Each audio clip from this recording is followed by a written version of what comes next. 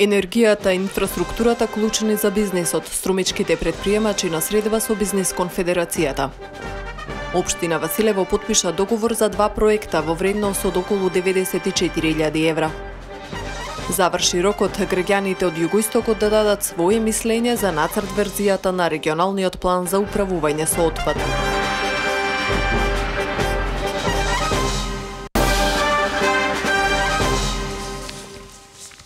20 часот тредневник на телеканал А1. Двојните стандарди на либералниот поредок нам ни го оспорија правото на идентитет, но и правото на просперитет, порача претседателот на Република Македонија Ѓорге Иванов од своето обраќање во Баку.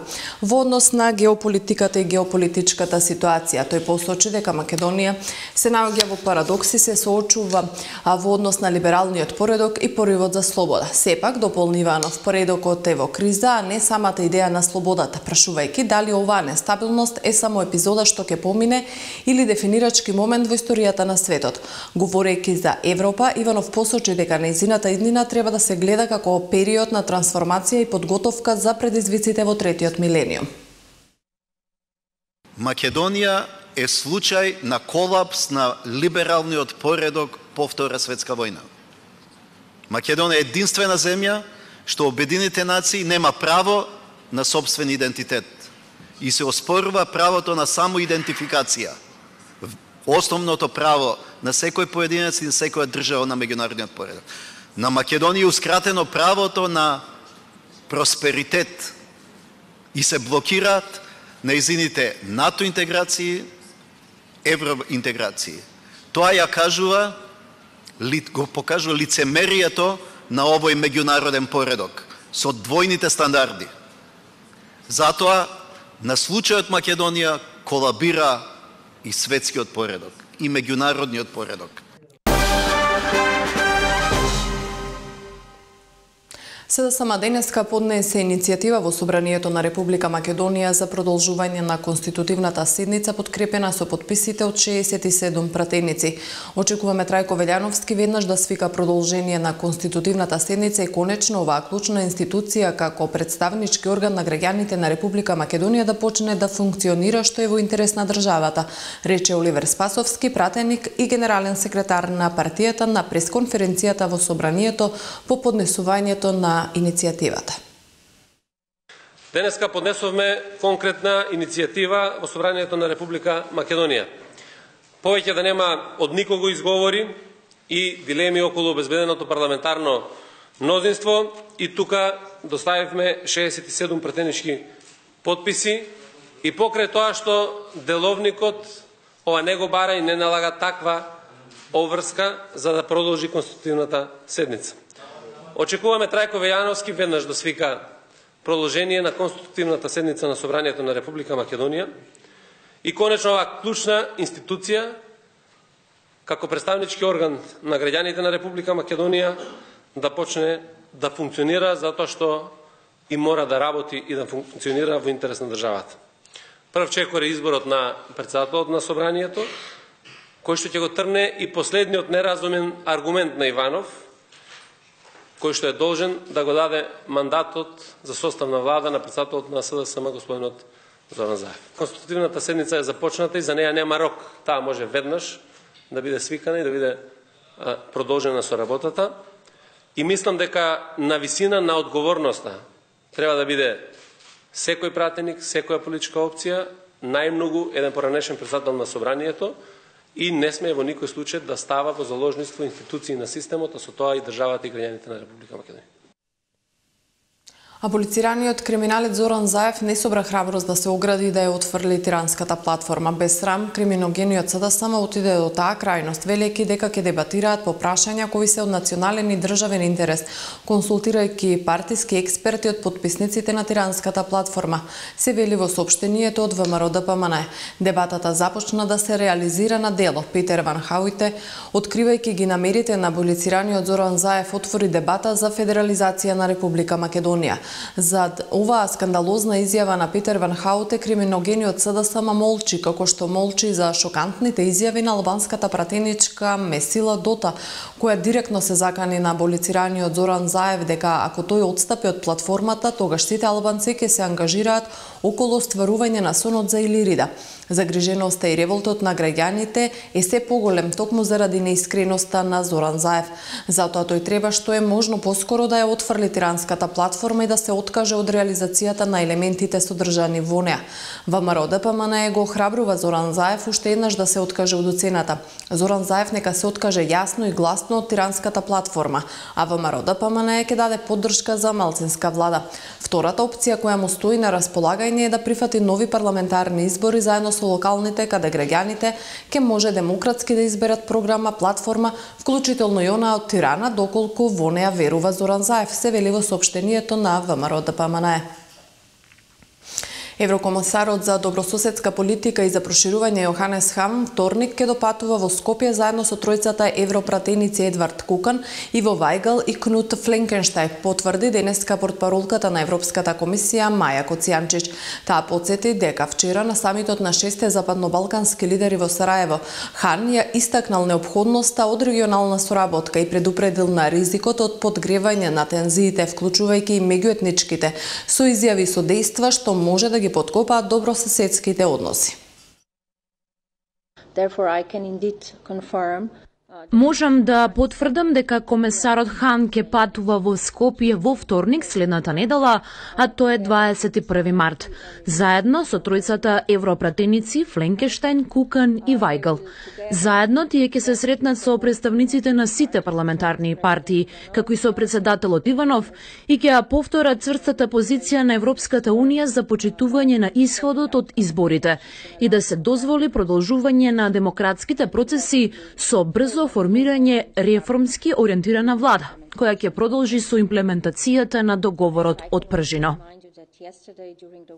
Во меѓувреме продолжуваат мировните протести на граѓанската иницијатива за заедничка Македонија. Во Струмица, во Гевгелија, во Радовиш и во Ново село се одржаа вакви мировни протести вечерва. Еве дел од атмосферата во Ново село и во Гевгелија.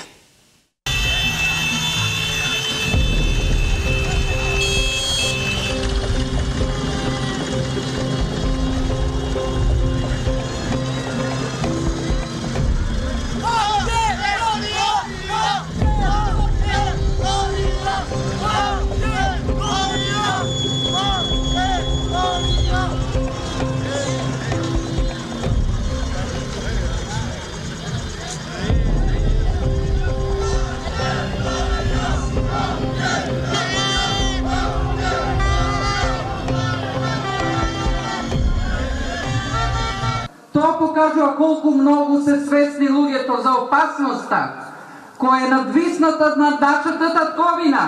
Вие сте мудри и сватите дека не се вистински паролите на лицето ЗЗ за подобар живот и дека нема ништо лошо демек во тоа албанците да си ги остварат своите права.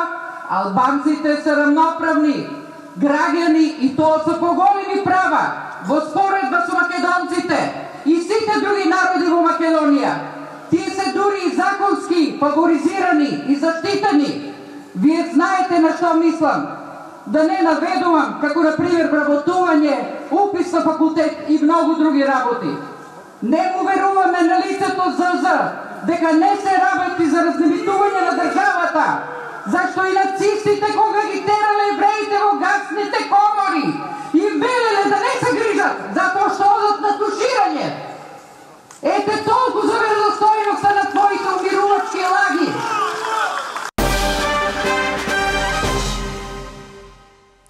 Лидерот на СДСМ Зоран Заев денеска беше на распит во основното јавно обвинителство, каде заедно со други лица на раководни позиции во партијата се товарат за злоупотреба на средства за финансирање изборна кампања. И се тоа во предистражна постапка која тие започнале кон крајот на минатата година. Предистражната постапка ја објави обвинителството преку соопштение во кое, како што се наведува, континуирано се преземале дејствија за вршење проверки и прибавување известувања, податоци и докази, а сослушани биле и над 70 сведоци за изборни настани од 2014 и 2016 година. Социјалдемократскиот сојуз има јавно објавен ревизорски извештај, ревизорскиот извештај се заврши, ревизијата беше спроведена од Државниот завод за ревизија согласно законите и за кампања и за партијата СДСМ, апсолутно нема никакво сомневање во самиот извештај. Мислам дека може многу што да научи општеството од начин на водење на кампања и организирање согласно законот, како опозициона партија која што може да биде одличен пример за почитување на законите во делот на финансирање, организирање и спроведување на кампањата. Апсолутно индициите кои што ги имат се доволен основ да бидеме повикани за да ги дадеме сите наши докази и верувам дека тука ќе заврши целата постапка. Република Македонија од својата самостојност до денес се соочува можеби со еден од најчувствителните периоди важни за нејзиното понатамошно функционирање и постоење. Народот и сите граѓани покажуваат исклучителна зрелост и го препознаваат моментот кога треба да се одбрани суверенитетот и нејзиниот граѓански карактер, рече во својот Facebook статус председателот на ВМРО ДПМН Никола Груевски. Дури и во овие мигови на исклучителна сложеност на работите, ние продолжуваме да работиме и да го исполнуваме ветеното за граѓаните, додаде председателот на ВМРО ДПМН Груевски на својот Facebook статус. Тој посочува дека во тек е градбата на гасоводот Неготино Прилеп Битола, кој е проект со опиплива вредноста за реалниот живот на граѓаните. Народот е мудар и јас цврсто верувам дека сите ние ќе излеземе посилни од кризата која ни ја наметнаа, вели Груевски. Можам да објавам дека во тек е градбата на гасоводот Неготино Прилеп Битола, кој е капитален проект за илјадници граѓани, е во должина од 92 километра и вкупна вредност од 37 милиони евра. Овој гасовод ќе биде готов за околу 2 години, а во напредна фаза е изградбата на гасоводот Штип Неготино, кој ќе биде готов до крајот на оваа година. Веќе е познато дека се работи на гасоводот Скопје Тетово Гостивар. Со изградбата на гасоводот Неготино Прилеп Битола ќе се обезбеди газ за илјадници домаќинства. Овој проект е од значење за сите граѓани, македонци, албанци, турци, роми, власи, срби, бошњаци, напиша Груевски на својот Facebook профил. Струмичките бизнисмени ги изнесоа приоритетите на нивните компании на денешната средба што организираше Бизнис конфедерацијата на Македонија. Енергијата и патната инфраструктура се предизвиците со кои се соочуваат во нивното секојдневно работење. Струмичките бизнисмени ги изнесоа приоритетите на нивните компании на денешната средба што ја организираше Бизнис конфедерацијата на Македонија. Искористувањето на обновливите извори на енергија и инвестирање во развој на патната инфраструктура за ефективно поврзување со источниот и јужниот сосед се главните аспекти на претприемачите и менаџерите на малите и средните компании од регионот. Целта на средбата е унапредување на бизнис климата и создавање подобри услови за работа на локалните компании и беше разговарано за тековните актуелни проблеми и предизвици со кои се соочуваат компаниите од струмичкиот регион. Комуникацијата со бизнис заедницата е најважна за да може во следниот период да предложиме нови политики до новата влада и до новата локална самоуправа доколку навремено се распишат локалните избори. И со оваа кампања низ градови низ Македонија дознаваме за бизнис приликите, за можностите како се води бизнисот во моментот, што недостасува и на некој начин што би сакале како бизнис заедница да предложиме до новата локална самоуправа и секако до новата влада. Досега одржавме средби со претприемачи од сите 5 региони во земјава и заклучокот од средбите е дека компаниите од секој регион се соочуваат со типични проблеми и пречки за понатамошен развој. Соодветно на тоа се создадени и приоритетите врз кои заедно со нашите партнери, компаниите, ќе ја градиме понатамошната стратегија за создавање поволна бизнис клима, рече Миле Бошков, председател на Бизнис конфедерацијата на Македонија. Тие се насочени кон олеснувањето на водење на бизнис, така ќе го наречеме тоа глобално или групно, а поединечно е пристапот до финансии, се уште нелојалната конкуренција и нееднаквите можности за водење на бизнис, слабо развиената претприемачка култура, за која мораме да кажеме дека бизнисмените ќе морат повеќе да покажат апетит за знаење, нормално пристапот до финансии и правната регулатива која често се менува и за која сакаме да најдеме механизми како ќе ја на некој начин ќе ја задржиме, како ќе се однесуваме усогласено со легислативата, меѓутоа која нема баш толку многу често да се менува. Со цел надминување на проблемите со кои се соочуваат компаниите, Бизнис конфедерацијата на Македонија изработи платформа од предлог политики и стратегии базирани на најпроблематичните точки во работата на деловните субјекти. Владење на правото, пристап до финансии, предприемачка култура, лојална конкуренција и овозможувачка правна и регулаторна средина се насловите на овие платформи. Создавањето на предлог политиките, како и организацијата на настанот, се поддржани од проектот Унапредување на социјалниот диалог, кој го финансира Европската Унија, а го спроведува Меѓународната организација на трудот. Бизнис конфедерацијата на Македонија спроведе и одржа серија вакви средби и промотивни настани во повеќе градови и региони од државата, во кои беа вклучени голем број сопственици, предприемачи и менаџери.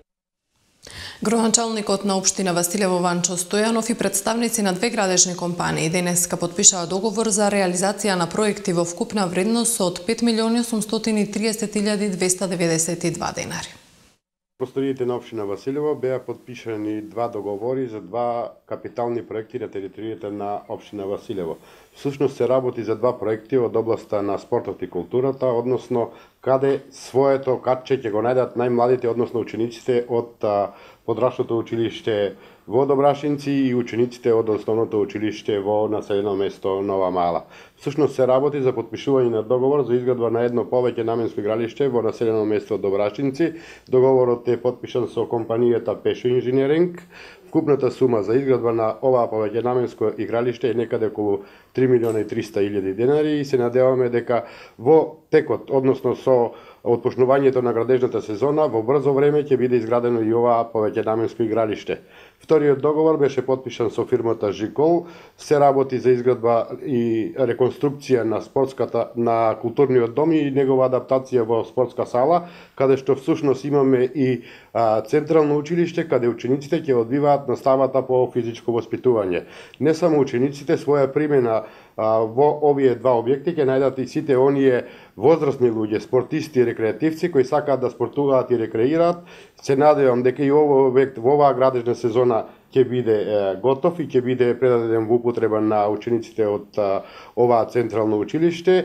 И не само тоа, повеќе наменското игралиште ќе биде осветлено, оградено, ќе имаме стативи за играње на мал фудбал, кошеви за играње на кошарка, значи сите оние кои сакаат да спортуваат со различни спортови ќе можат да ги користат бенефициите од овие два спортски објекти. Заврши рокот во кој сите заинтересирани граѓани од Југоистокот имаа можност да дадат свое мислење за нацрт верзијата на регионалниот план за управување со отпад и за нацрт извештајот за стратегиската оценка за животната средина. Планот изработен во рамките на проектот што го спроведува Центарот за развој на Југоисточниот плански регион неодамна беше промовиран. До 15 овој месец сите заинтересирани граѓани од Југоисточниот регион имаа можност да дадат свое мислење за нацрт верзијата на регионалниот план за управување со отпад и за нацрт извештајот за стратегиска оценка врз животната средина кои се дел од проектот за изработка на ваков план заедно со посебни 10 општински планови. Овие документи се законска обврска, а нивна цел е сегашната пракса на управување со отпадот во земјава да се приближи кон европските нормативи. За моменталната состојба со отпадот во целиот Југоисток, резултатите од досегашните анкети кои се изнесени во овој документ покажаа дека процентот на населението што добива редовни услуги во однос на собирањето на отпад е најнизок во општина Конче и изнесува 11%, а највисок во општините Гевгелија и Богданци, каде изнесува 98%, односно 100%.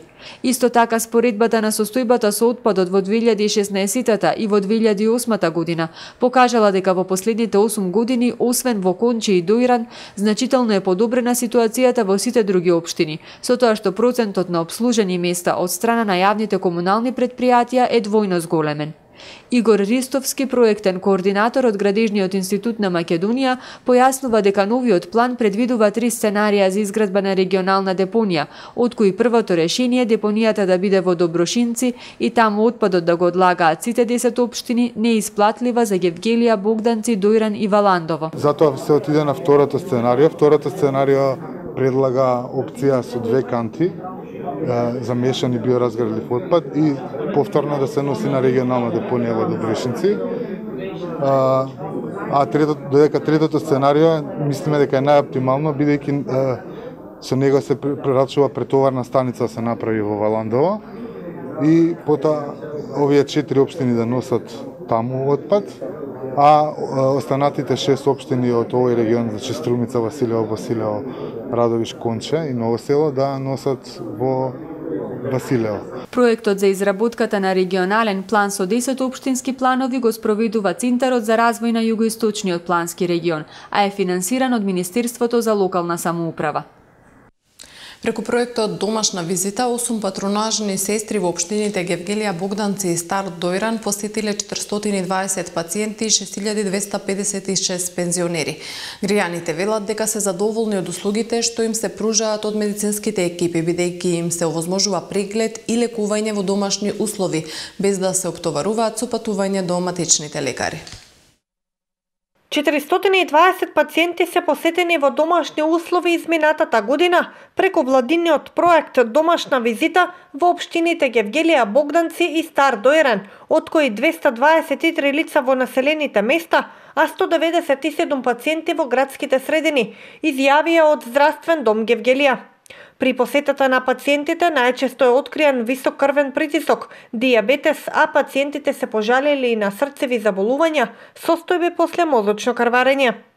Патронажните сестри досега посетиле 6256 пензионери, а покрај нив посетиле и лица со посебни потреби, хронично болни, стари осамени лица, бремени жени, новородени дечиња, доенчиња, мали деца до 2 години, како и деца до 4 години и школски деца. Најстариот посетен пациент во овој регион е 100-годишен старец. За неполни 3 месеци годинава, 98 пациенти се посетени од страна на патронажните сестри во општините Гевгелија, Богданци и Стар Дојран, известуваат од Здравствен дом Гевгелија. Тим од 8 патронажни сестри врши превентивни, здравствени и воспитни дејности. Од Здравствениот дом од Гевгелија истакнуваат дека при домашна визита лекарите им даваат совети за исхрана или диета на пациентите, за лична хигиена, за хигиена на просторија, за правилно земање на лекови и контрола на лекови. На лицата со посебни потреби, глуви и наглуви лица, на слепи и непокретни лица им даваат совет за право на паричен надомест и додаток за мобилност. Владиниот проект Домашна визита се спроведува во согласно со препораките на Светската здравствена организација. Овој проект се спроведува во согласно со препораките на Светската здравствена организација и тоа како широка акција за превентивни здравствени прегледи со цел зголемување на грижата за постарите лица, изнамоштените лица и унапредување на достапноста на здравствената заштита до оваа категорија на граѓани. Граѓаните задоволни од услугите што им се пружаат од медицинските екипи при домашната посета, бидејќи со проектот им се овозможува преглед и лекување на пациентите во домашни услови, без да се оптоваруваат со патување до матичните лекари. Им се пружа ампуларна терапија, им се прави ЕКГ, како и лабораториска анализа за шеќер и холестерол во крвта.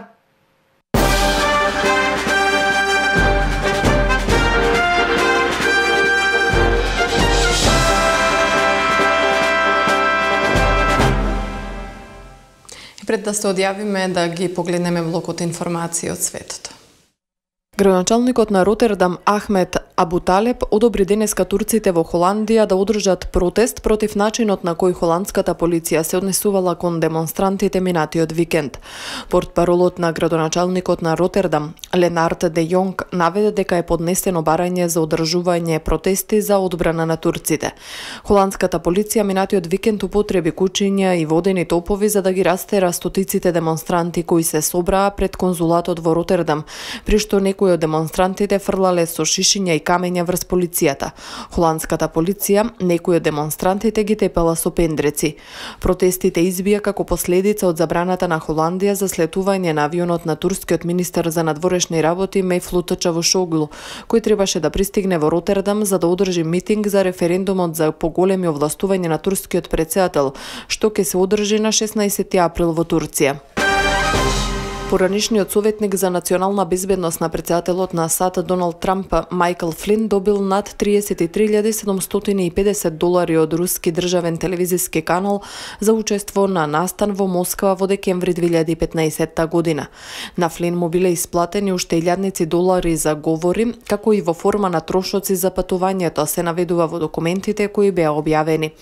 Конгресмен на Демократската партија на САД изјави дека овие финансиски односи на Флин со руската телевизија Russia Today е можно да представуваат прекршување на уставната забрана за добивање подароци од странски влади. Комисијата за надзор и владини реформи на представничкиот дом објави документи кои биле добиени во текот на истрагата, чиј предмет се активностите на Флин во месеците пред Трамп да го назначи за советник за национална безбедност. Германското министерство за внатрешни работи побарало од грчките власти да се расчисти целосно случајот со пратката во Министерството за финансии на Германија во која се наоѓаше бомба спакувана во пакет. Очекуваме од грчките власти брзо расчистување на случајот со цел да бидат откриени извршителите, истакна германскиот министер за внатрешни работи Томас де Мезиер. Според весникот Rheinische Post, представник на полицијата во Берлин изјавил дека засега органите на редот не планираат да даваат изјави во врска со деталите за случајот. Весникот Билд пак тврди дека досега германските власти не ја потврдиле информацијата од и пакетот бомба го примил германскиот министер за финансии Волфганг Шојбле. Грчкиот пратеник од партијата Нова демократија Адонис Георгиадис, кој беше наведен како нарачател за испреќањето на пакетот, изјави дека терористи го искористиле неговото име, бидејќи во Грција е сметан за пријател на Шојбле. Германскиот канцелар Ангела Меркел изјави дека нема да разменува провокации со Турција по острите критики од претседателот Реджеп Тајип Ердоган против забраната за планираните митинзи во Германија и во Холандија, на кои требаше да учествуваат турски министри, пренесуваат британските медиуми. Во интервју за регионалниот вестник Saarbrücker Zeitung, Меркел како смешно го оцени обвинението на Ердоган дека ги поддржувала терористите на Курдската работничка партија. Немам намера да учествувам во тој надпревар за размена на провокации, изјави таа. За нападите на Ердоган кон Холандија, Меркел посочи дека овие навреди треба да престанат. Таа повторно изјави дека доколку турските политичари сакаат да учествуваат во јавни настани во Германија, треба отворено да посочат кој точно ќе учествува и со каква цел, и потоа да се придржуваат кон законите и принципите на германскиот устав. Поштовани, тоа беше и последната информација во ова трето издание на Дневникот. Ви благодарам за вниманието со кое не следевте. Пријатна вечер.